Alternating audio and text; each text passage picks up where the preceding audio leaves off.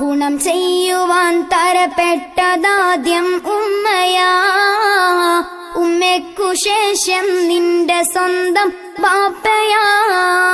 മാതാപിതാക്കൾ രണ്ടുപേരും നിന്നെ വിളിച്ചെന്ന് വന്നാൽ എന്തു വേണം പൊന്നേ. മാതാവിനാദ്യം ഉത്തരം നൽകേണ്ടതാ എന്നും ഹദീസിൽ വ്യക്തമായി കാണുന്നതാ. അതിനുള്ള കാരണമെന്ത് നബിയേ എന്ന് ചോദിച്ച നേരം മുസ്തഫ പറയുന്നു, അവൾക്കേറ്റവും കൃപ ബാപ്പയെ കാളുണ്ട്. എല്ലാവരേക്കാൾ നിന്റെ മേൽ അലിവുണ്ട്. പറയുന്ന അബൂ ഹുറൈറ റളിയല്ലാഹു